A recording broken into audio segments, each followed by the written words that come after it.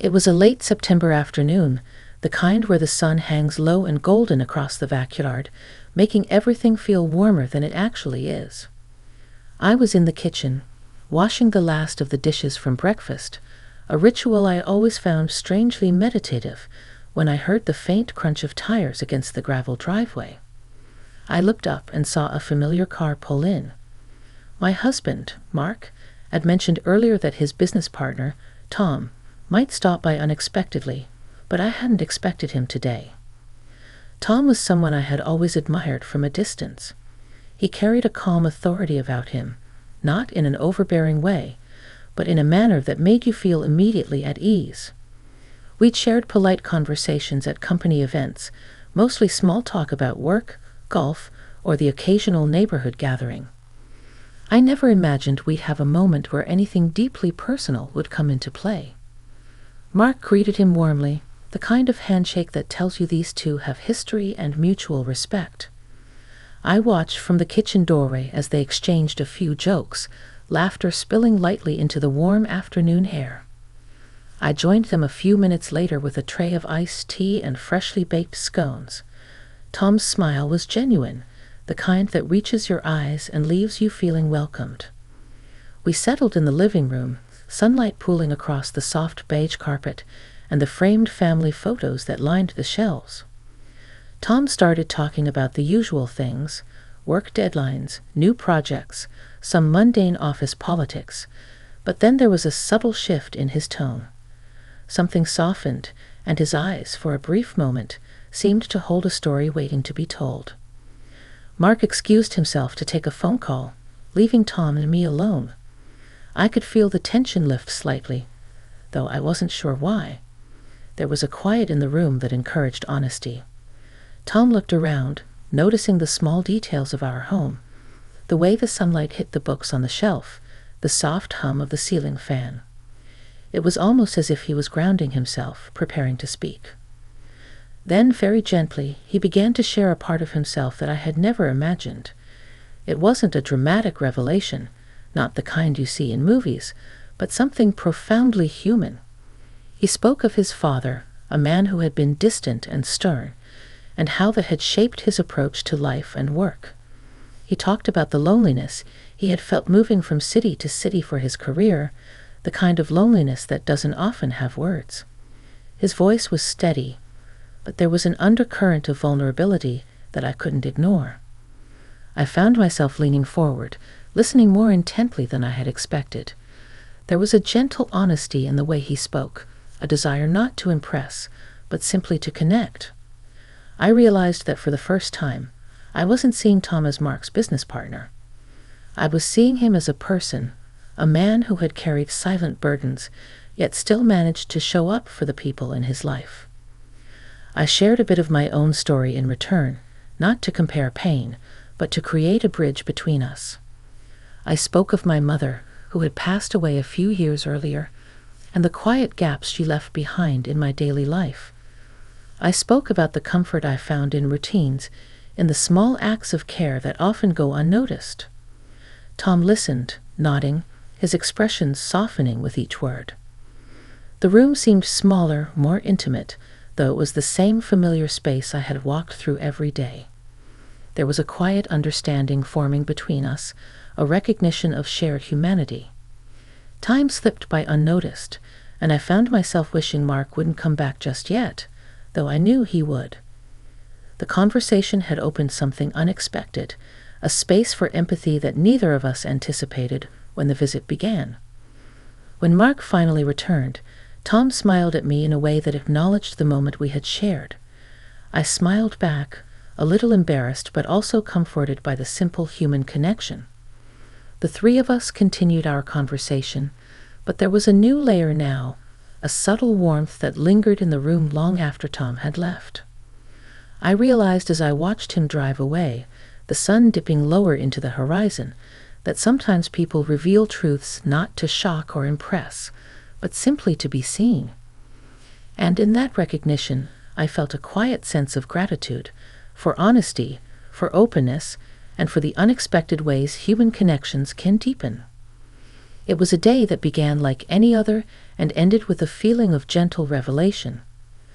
I think sometimes we expect moments of understanding to arrive with grand gestures or dramatic confessions, but often they come softly, quietly, in the middle of ordinary afternoons. After Tom's visit, the house felt different. Not in any visible way. The furniture hadn't changed, the sunlight still streamed through the same windows, but the air seemed heavier with a kind of quiet reflection. Mark was oblivious to it at first. He had returned to his usual routine, checking emails and making phone calls, but I found myself lingering by the living room window, staring at the driveway long after it was empty. The days following that afternoon were filled with a strange mix of normalcy and reflection. I kept replaying Tom's words in my mind, his voice gentle, unhurried, as if he had carefully chosen each phrase. I couldn't stop thinking about the stories he shared, small, intimate revelations about his life that he had never voiced before.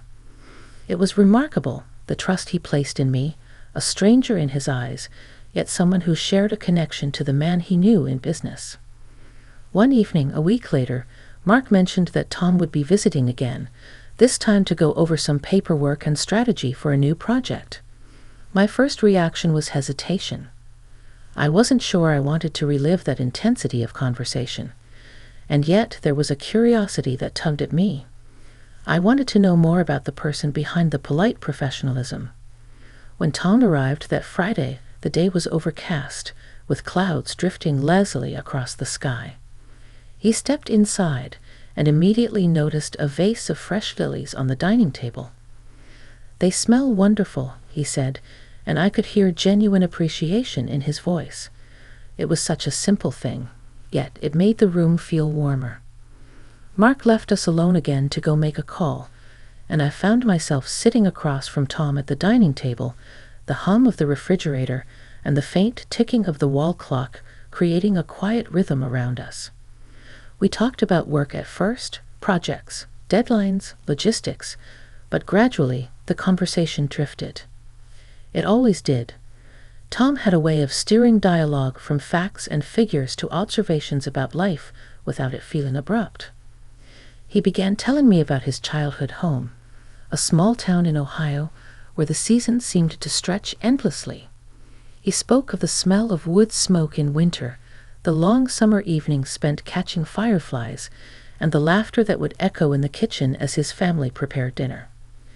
There was a nostalgia in his words, a longing for something that was simple yet deeply cherished. I realized that for the first time, I was seeing him not just as my husband's colleague, but as a man shaped by memories, losses, and the small joys that often go unnoticed. I shared my own memories in return, the summers I spent at my grandparents' lake house, the quiet mornings in the garden where I had first discovered a love for flowers, the evenings by the fireplace with Mark when our children were young. Our stories wove together, sometimes overlapping, sometimes diverging, but always with a gentle rhythm that felt natural. There was a moment when he paused mid-sentence, looking out the window at the gathering clouds. "I don't usually share these things," he said quietly, almost hesitantly. "I'm not sure why I feel like I can with you."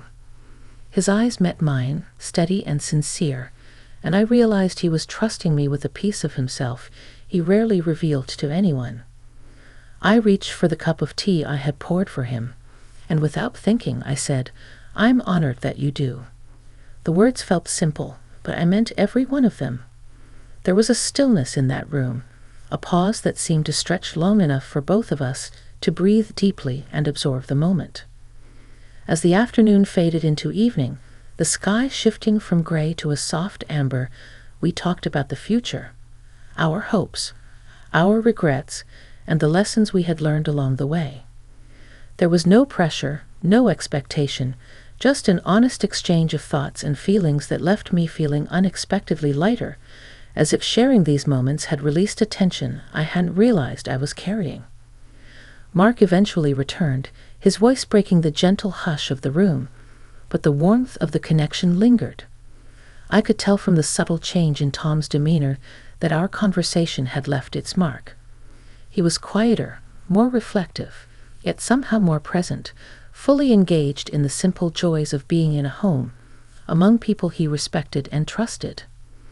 That night, after Tom had gone, I sat in the living room with a blanket over my lap, the amber light of the sunset casting long shadows across the furniture.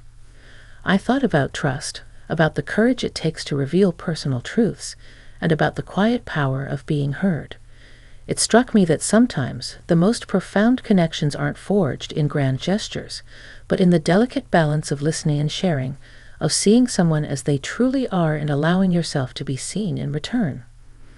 For the first time in a long while, I felt an unexpected sense of gratitude. Not for anything material, but for the simple fact that people can surprise us, that life can offer moments of unexpected depth and clarity when we least expect them. And though the visit had ended, the impact remained, quietly shaping the way I viewed not just Tom, but the world around me, in shades that were richer, warmer, and more human. The weeks after Tom's second visit brought a new rhythm to our home. I noticed small changes in myself, subtle shifts in how I observed the world. Mornings seemed brighter, not because the sun had changed, but because I felt more attuned to the quiet details, the way the light hit the kitchen counter, the sound of birds outside the window, the gentle hum of life moving steadily forward. One Saturday, Mark had to go out of town for a business conference, leaving the house quiet for the first time in months. I was sitting on the porch, a cup of coffee warming my hands, when the doorbell rang. I wasn't expecting anyone, but there was Tom, standing on the porch with a bag of freshly baked bread in his hands. "I thought you might like these," he said, offering a small smile. There was no explanation, no pretense, just a simple gesture of kindness. I invited him in, and we moved to the living room, settling into the same chairs we had sat in during our previous conversations.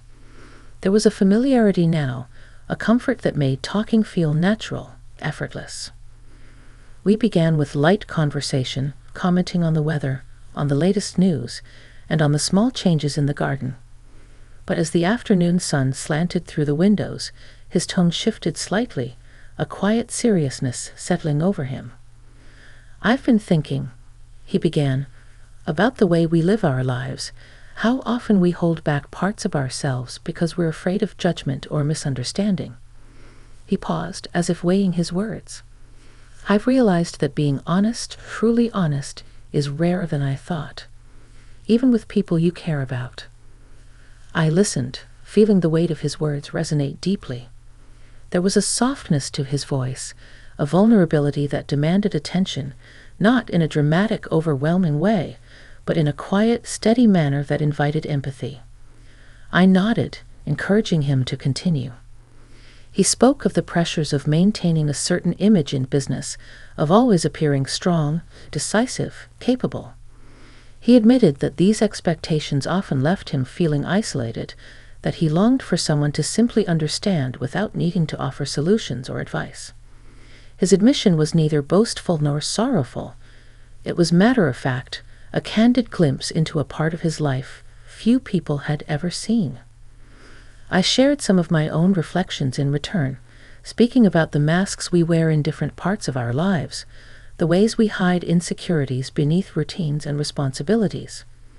I told him about my own moments of doubt, the quiet evenings when I questioned choices or felt the pang of loneliness that sometimes accompanies the middle years of life. There was a long pause, a silence filled with understanding rather than awkwardness.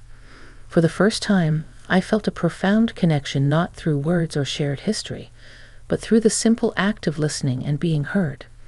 It was remarkable how much strength and comfort could be found in honesty, in allowing another person to see your unguarded self without fear of judgment. As the day wore on, Tom and I drifted into more personal territory, discussing dreams that had been deferred, relationships that had evolved, and the ways in which we both sought meaning in the small, everyday acts of life. I realized that our conversations were slowly becoming something rare, a meeting of minds and hearts, built on mutual respect and a willingness to be open.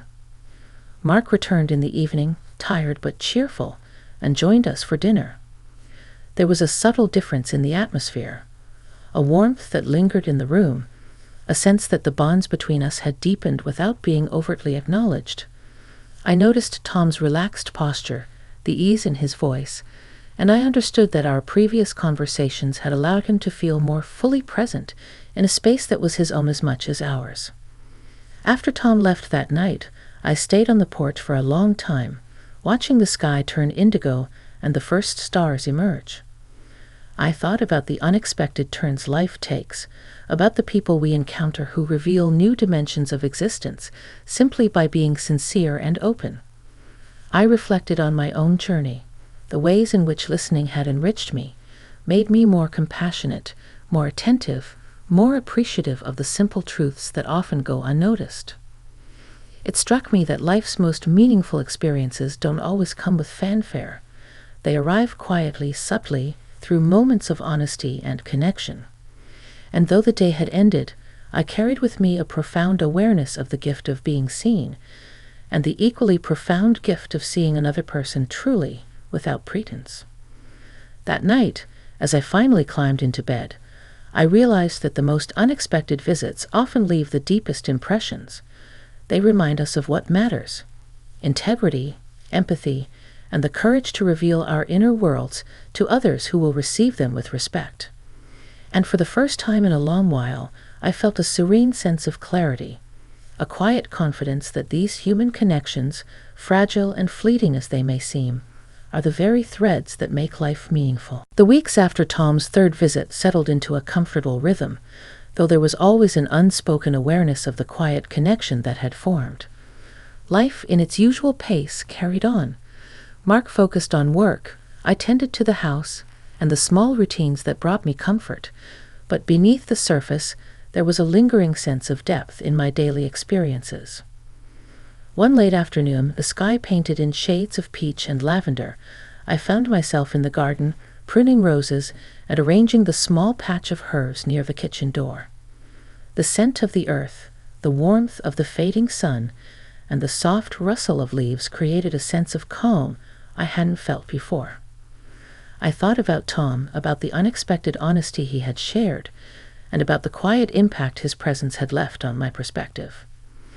That evening, Mark mentioned that Tom would be stopping by to finalize some details about a new partnership project. I wasn't nervous. I was curious.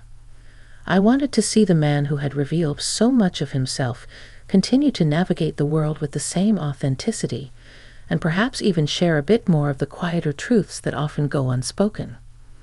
When Tom arrived, he carried the same gentle ease as before, a calmness that contrasted with the constant motion of the world outside our home.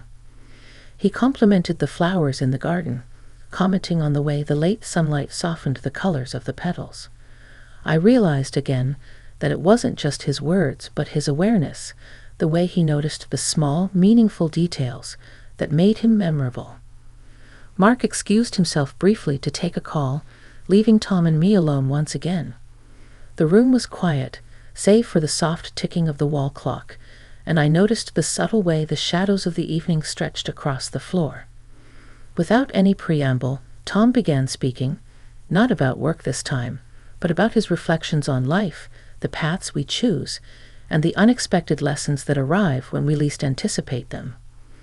"I've been thinking a lot about how we relate to one another," he said softly.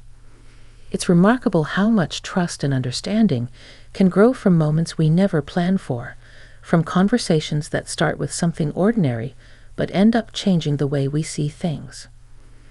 I nodded, feeling the resonance of his words.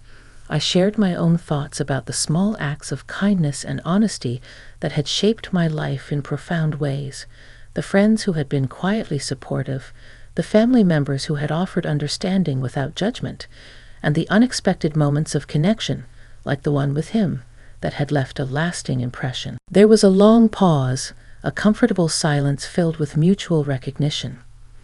In that quiet, I realized that our bond was not built on dramatic gestures or life-altering events, but on the simple, consistent act of being present and attentive.